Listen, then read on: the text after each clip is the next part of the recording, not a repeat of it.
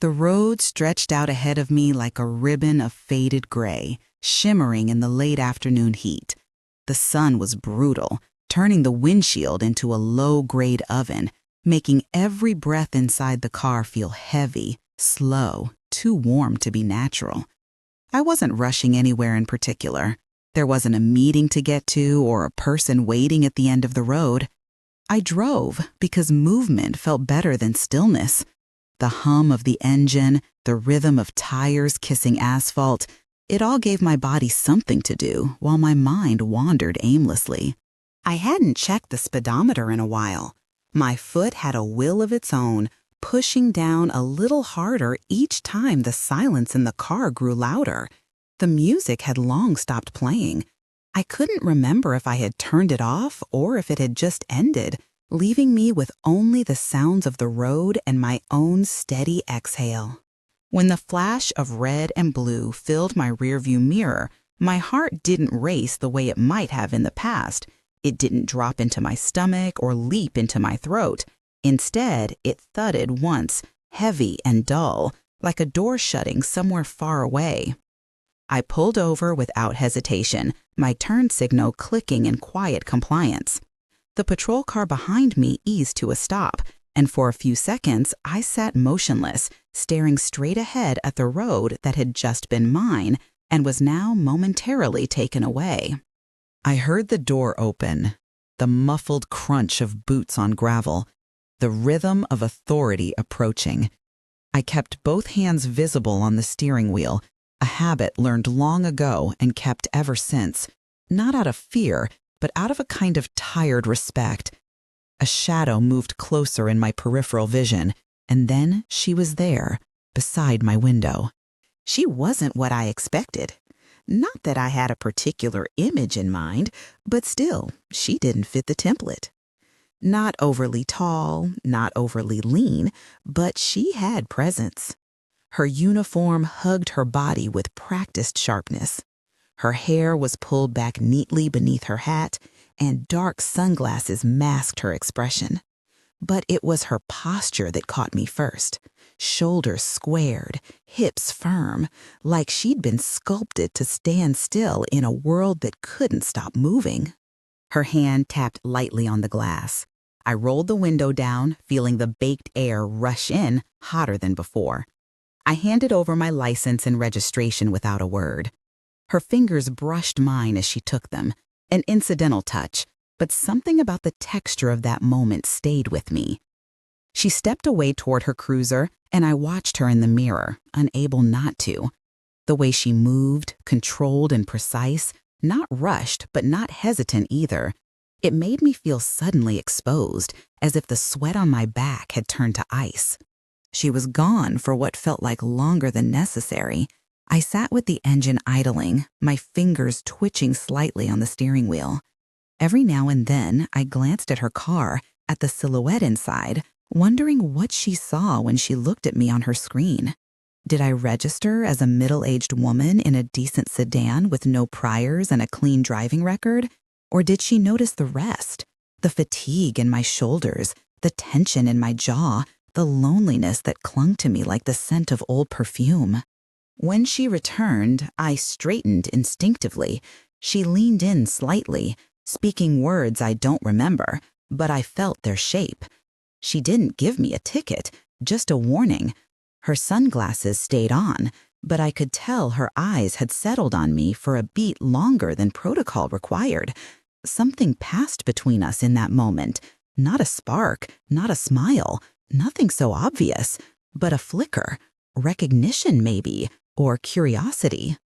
I nodded once, murmured something polite. She stepped back and I watched her return to her car, her figure silhouetted against the setting sun.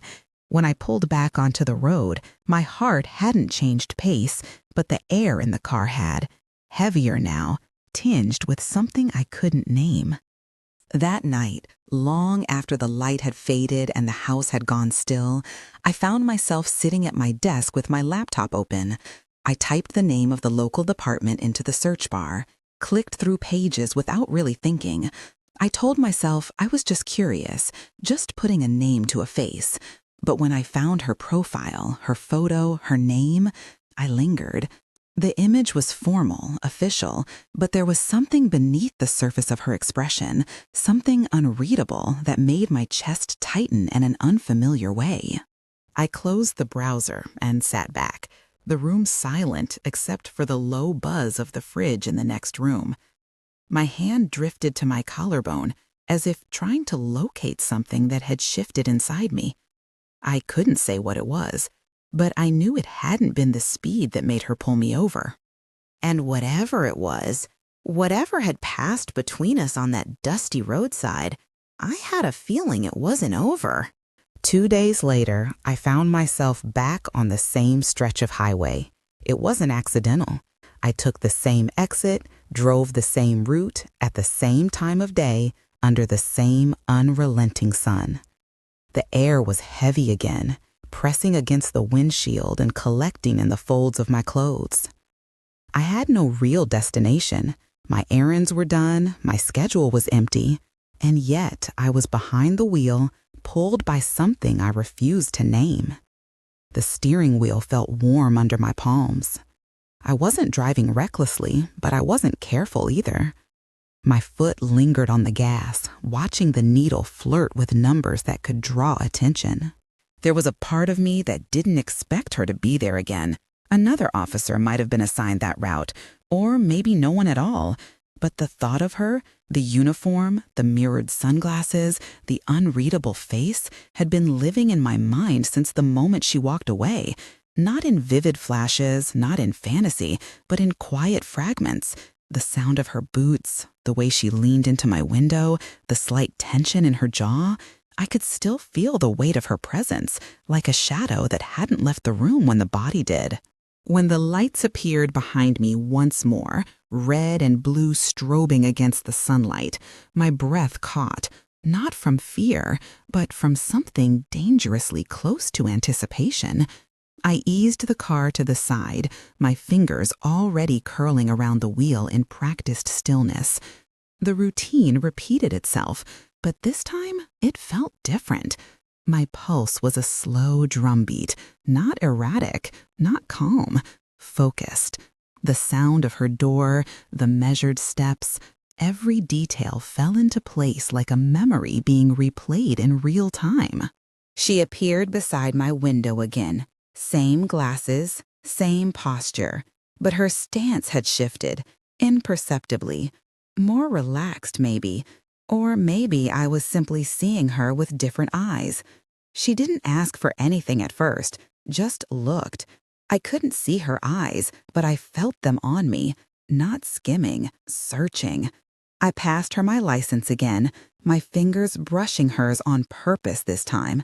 The touch was brief, clinical, but electricity snapped beneath it, a quiet jolt that spread through my wrist and up my arm like heat seeping into skin. She didn't say much, just a few words. No ticket, another warning. But when she turned to leave, she hesitated, a second too long. The pause said more than anything else. She walked away slowly, and as I pulled onto the road again, I glanced in the mirror and saw her still standing there, watching. That evening, the silence in my house felt louder than usual.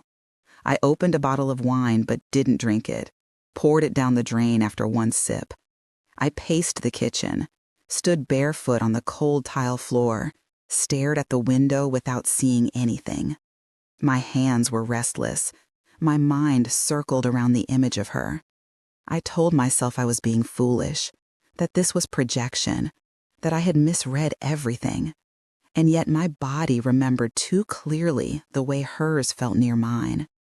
That kind of memory doesn't form from nothing. The next day I drove again, not down the same road, but in the same direction. I told myself I was just clearing my head, but I drove past the station, slowed down, looked through tinted glass at the row of squad cars, the shadowed windows, the lives inside them I'd never be part of. It felt voyeuristic, it felt wrong, and yet I lingered.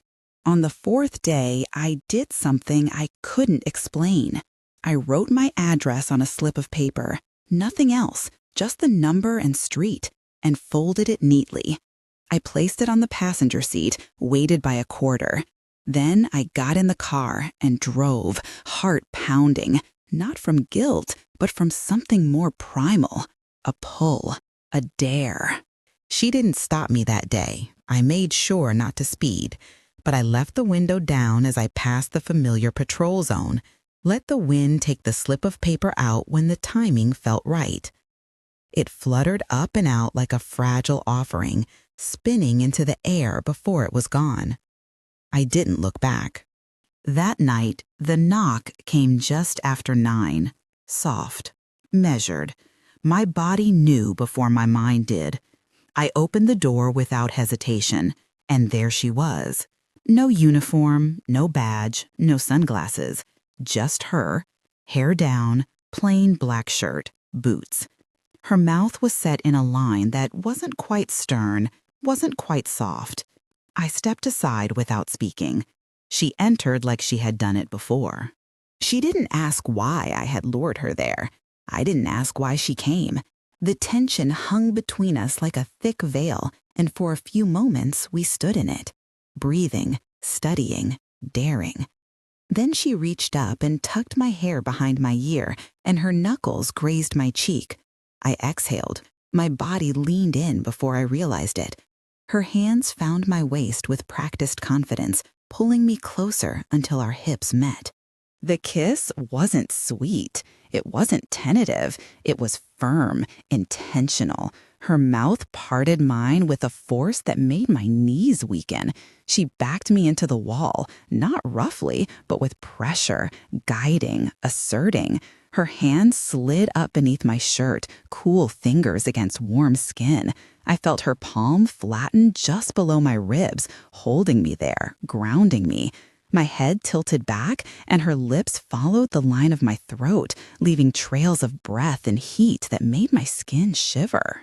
When she lifted me, effortlessly, like she knew how to handle weight, I wrapped my legs around her waist without thinking.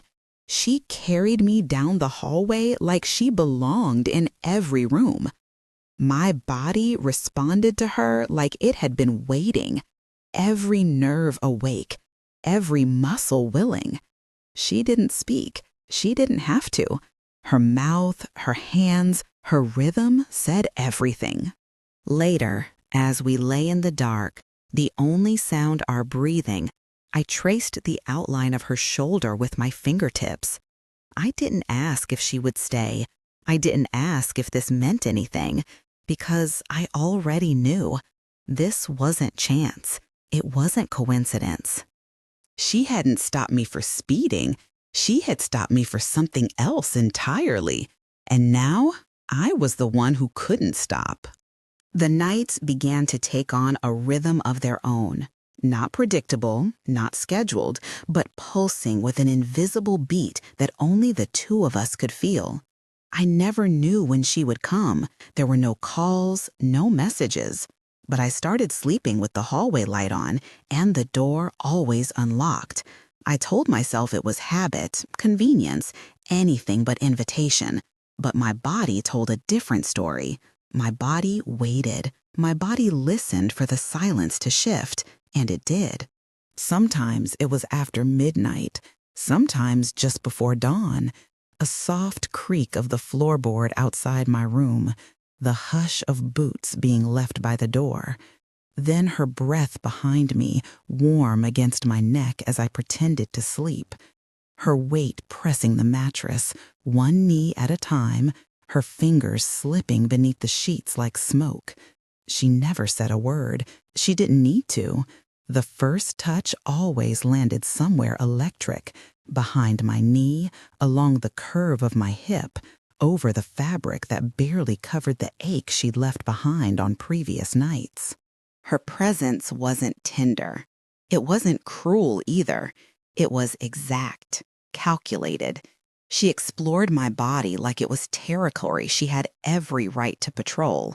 Her hands were steady, deliberate, as if trained for control and command. I responded without hesitation, without dignity, without the pretense of resistance. I opened for her, arched for her, swallowed every sound until it melted into her skin. She knew how to read me, how to press when I needed pressure, how to pull back just when it became too much. I never told her what I liked. I never had to. The nights bled into mornings, and she would disappear before the sun fully rose. I would find dampness between my legs, bruises blooming like soft warnings on my thighs, fingerprints invisible but undeniable on my skin. I stopped wearing perfume. She didn't like it. I stopped locking the bathroom door. She always walked in anyway. I started leaving her shirt draped over the back of the chair. I told myself it was laundry I hadn't put away, but I folded it carefully each time I touched it. Days felt muted in comparison. I moved through them like a half version of myself, wearing clothes she had unbuttoned the night before, hearing our breath echo between grocery aisles. Everything was sharper, more textured. I began noticing things I hadn't before, how the wind touched my skin, how the pulse behind my knees fluttered when I stood still too long, how easily my thoughts slid back to her without invitation. My body stayed alert, ready, as if waiting for a siren only I could hear. It wasn't love. I didn't know what it was, but it burned through me like a current, alive and humming beneath every surface. There were nights when I tried to resist it, when I turned off the lights and buried my phone under a pillow, when I wore long sleeves to bed and pressed my knees together, hoping to trap the heat, to hide it from myself. But those were always the nights she came. She would find me curled inward, spine tense, jaw clenched, and undo me in minutes. Her mouth would map every inch of doubt from my skin. Her fingers would draw confessions from me that I hadn't even formed in my mind. She touched me like I was the only softness she allowed herself, and it made me ache in places I didn't know could feel. There was one night I still can't shake. The air was thick with storm, the windows rattling slightly as wind brushed against them like whispers with teeth. I had just stepped out of the shower when I felt her behind me. She had knocked. She never did. I stood naked, dripping, the towel still in my hands. She took it from me without a word and let it fall to the floor. Her fingers pressed into my back, steady and slow, and she guided me to the mirror.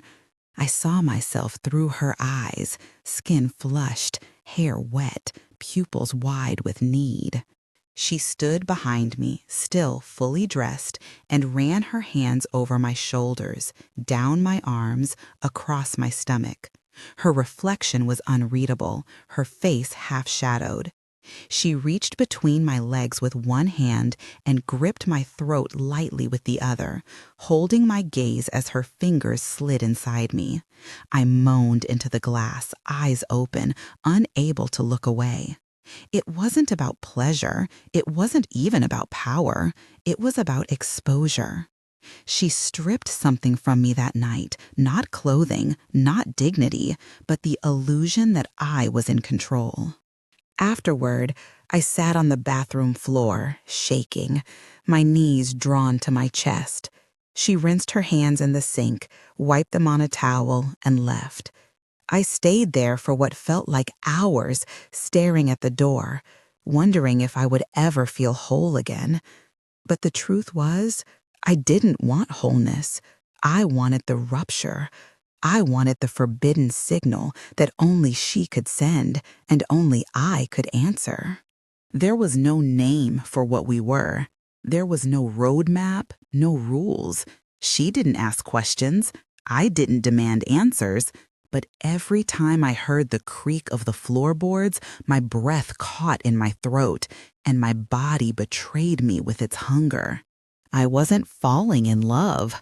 I was falling into something deeper, something darker, something I couldn't turn away from, even if I wanted to. And I didn't want to. She stopped coming. There was no signal, no explanation, just absence.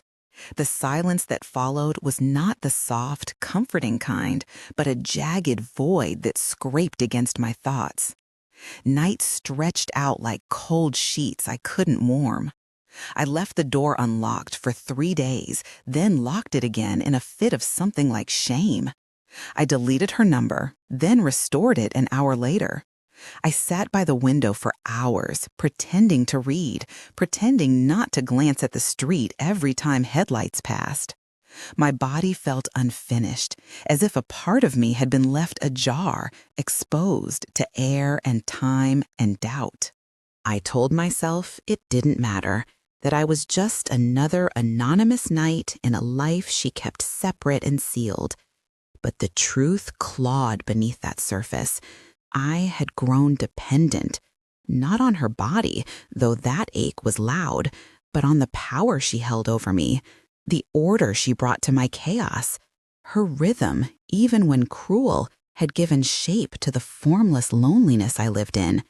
And now, without it, everything dissolved again. I tried to move on. I scrubbed the house, washed every towel, stripped the bed of its memory. I vacuumed places no one would ever see.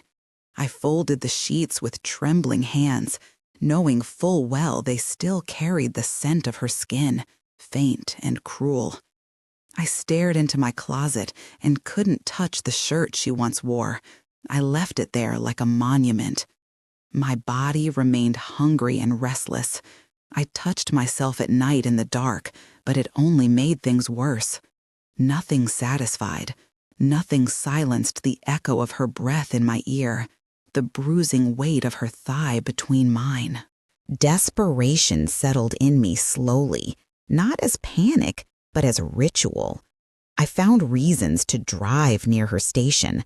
I circled blocks like a predator pretending to be lost. I walked into coffee shops she might frequent, sat on benches outside grocery stores, waiting. Each time, the shame arrived late, like a delayed punishment I welcomed. I was becoming unrecognizable to myself, watching the way I moved, the choices I made, as if observing someone else's descent. Then, one night, when the need reached a place beyond dignity, I wrote her a letter. I didn't hold back. I spilled everything. Want, confusion, anger, the humiliation of waiting, the taste of her still caught behind my teeth. I folded it carefully, slid it into an envelope, and drove it to her station. I didn't leave it at the front desk. I waited until night, parked on a side street, and walked up behind the building like a trespasser. I found her car, left it under the wiper, and walked away without looking back.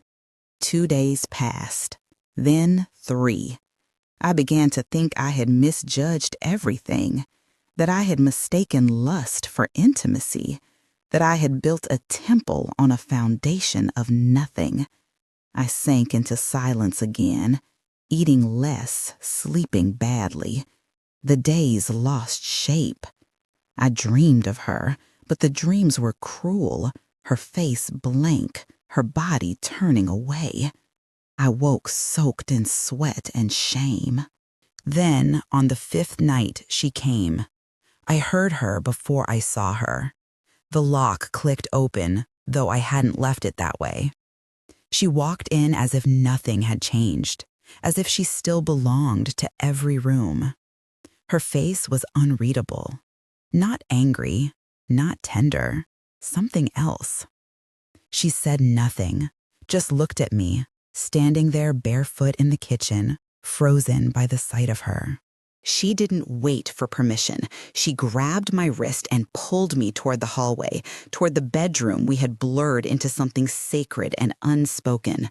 I stumbled after her, dazed, already trembling. She pushed me onto the bed, tore open my robe, climbed on top of me without removing her clothes. Her mouth was harsh, her teeth catching my skin. I moaned beneath her, caught between pain and pleasure, between punishment and reward.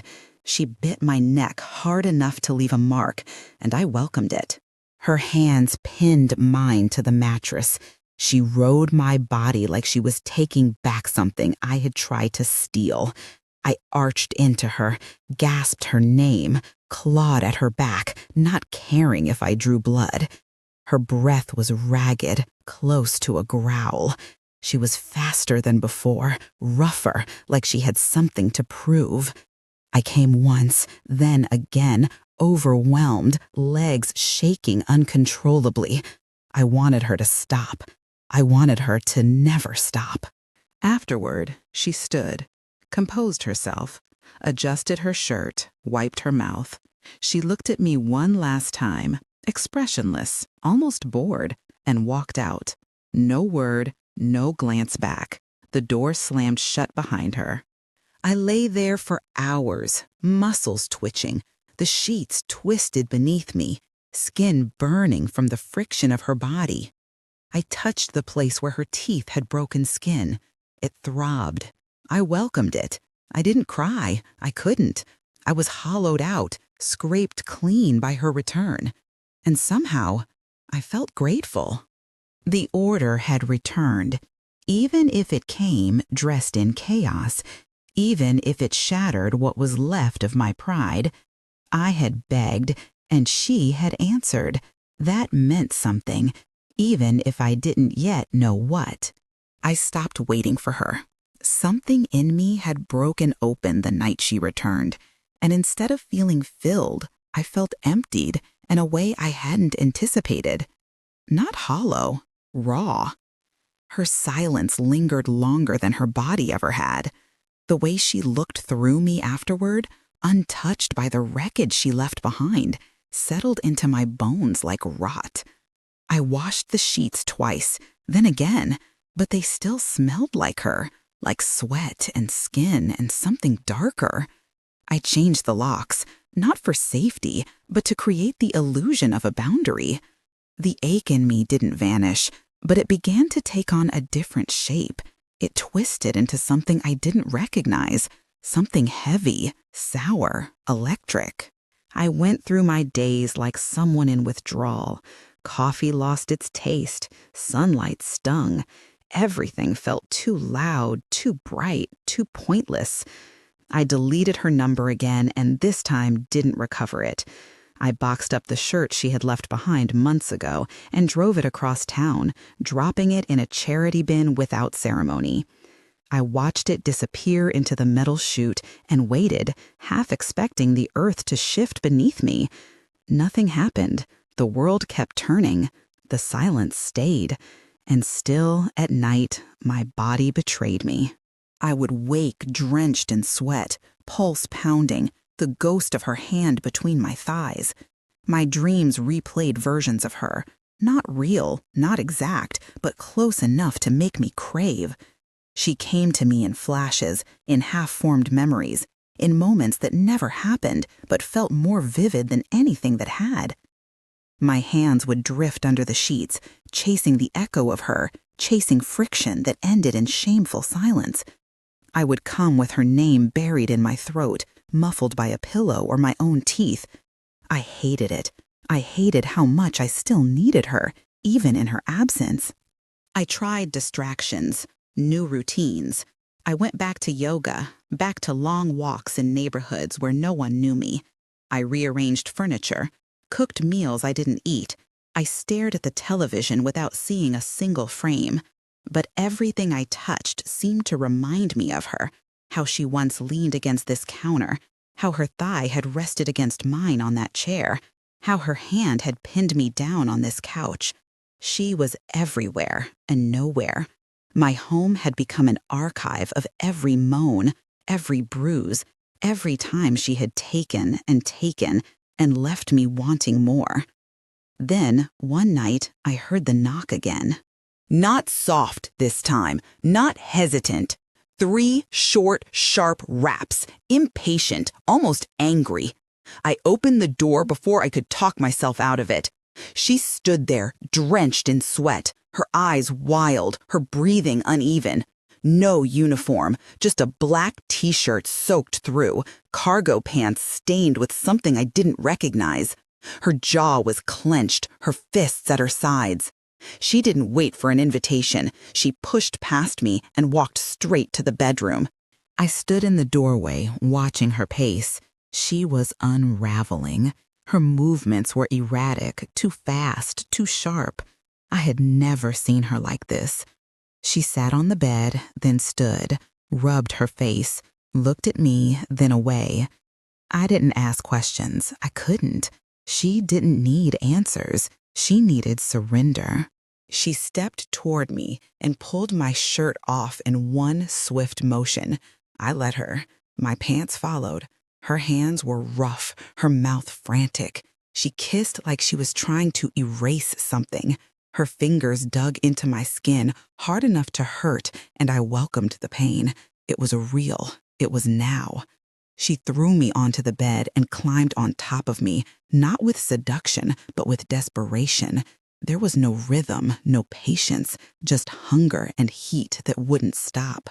I cried out, not from pleasure, not entirely, but from the overwhelming sensation of being consumed. She grabbed my wrists, pinned them above my head, and entered me with her fingers in one brutal thrust. My back arched. I screamed into the mattress. She whispered something I didn't understand. Her breath was hot against my neck, her teeth grazing my shoulder. She fucked me like it was the only way to silence the storm inside her, and I took it all. I came hard, violently, my body shaking under hers, but even then, she didn't stop. Her thrusts grew erratic, then slowed, then stopped.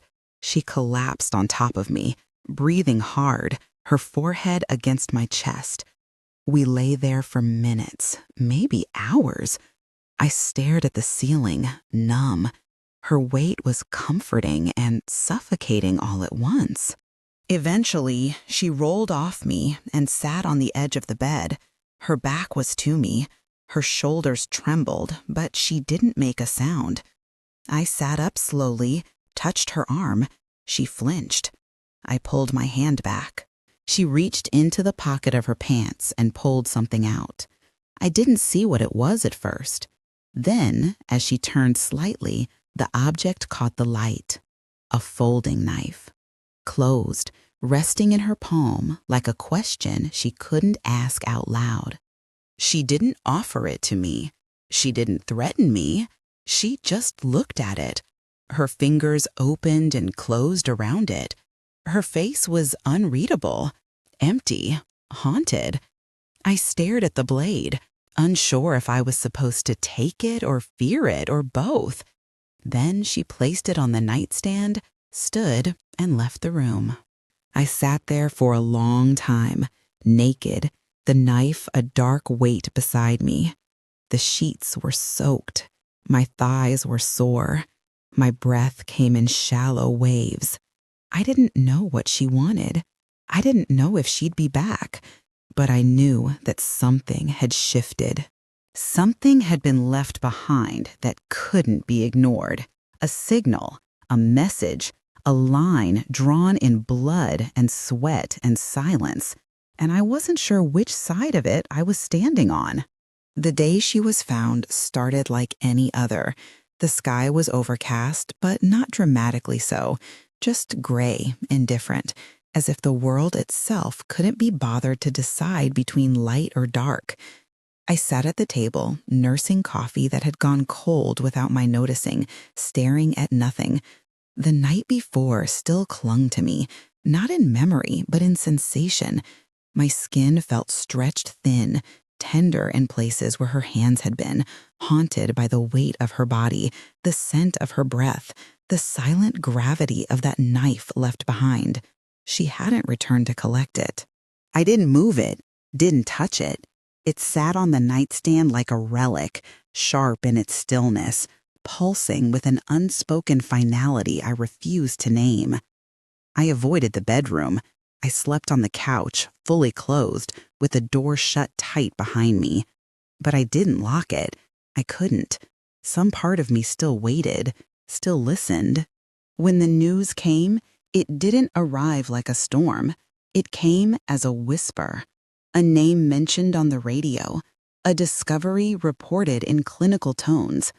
A body found in a field, naked, undisturbed, unmarked. Except for one detail. A letter carved into the chest. A single character, meaningless to most. But I knew. I didn't need to hear it twice. I turned off the radio and stared at the wall. Everything inside me went silent. Not shattered. Emptied. They never came to question me. I waited for a knock that didn't come. Maybe she covered her tracks. Maybe no one knew what we were. Maybe she was just another cop found dead in the middle of nowhere with no one willing to ask why. I watched news updates scroll past like passing traffic. Her name faded from the headlines in days. No suspects, no motive, no answers. I cleaned the apartment, slowly, methodically, like I was erasing a crime I never committed but still felt responsible for. The sheets, again, the towels. I scrubbed under my fingernails, even though there was no dirt. The knife disappeared from the nightstand, tucked into a drawer with other things I couldn't bear to look at. Her hair tie, one of her cigarettes, a folded receipt with her handwriting on the back. I didn't cry, I didn't scream, I didn't feel anything at all. Just the faint hum of something too large to grasp pressing against the edges of my mind. Then, one afternoon, I got in the car. No plan, no direction. I drove with the windows down, letting the air fill me until it felt like I might float. The highway was mostly empty, just me and the sound of tires humming along the pavement. I watched the lines blur beneath me, mile after mile, like they might lead to a version of myself that still made sense. I sped up, not dramatically, just enough to feel the pressure in my chest rise. The needle on the dashboard climbed slowly. I waited, for lights, for a siren, for the sudden jolt of authority returning, but no one came. No one stopped me. I passed patrol cars parked under overpasses, saw the flash of black and white on the side of the road, but they didn't move. No one followed. I pulled over anyway. I parked at the edge of a dusty lot overlooking nothing. A barren field, brown and empty, echoing the one they had found her in. The engine ticked as it cooled. The wind slipped through the crack in the window. I sat there with both hands on the wheel, staring straight ahead, waiting for something to make sense. Then I did something strange. I reached down and unbuckled my seatbelt. Slowly, deliberately, I leaned back, unbuttoned my jeans, slid my hand inside, not for comfort, not for release, but because that's where the memory lived. I closed my eyes and let my fingers drift lower, tracing the path she had carved into me over weeks of silence and sin. I wasn't thinking about her face. I was thinking about her absence, about the weight of her breath, the edge of her voice when it broke against my skin. I pressed harder, chasing a pulse that didn't belong to pleasure. I came quickly, violently, biting my lip, gasping into the emptiness of the car. The release was hollow, aching, and when it ended, I sat there in the sticky aftermath, disgusted and wide awake. I stared at my reflection in the rearview mirror, my mouth slightly parted, my skin flushed, my eyes vacant. I didn't recognize the woman looking back. She looked older, stranger. Her hunger didn't belong to lust anymore. It belonged to something deeper, something rotten. I laughed, just once, a sharp, breathless sound that didn't last. Then I wiped my hand on my shirt, buttoned up, started the engine. The radio flickered on again, someone talking about traffic delays and weekend plans. I turned it off. No one ever asked where I was that night. No one ever asked what she meant to me. No one knew how many times I had let her take from me. And no one knew how much I'd given willingly. But I knew, and I think she did too. Maybe that's why she chose to end it on her own terms. Or maybe she wanted me to wonder. Maybe she wanted me to stop waiting, but I haven't, and I won't.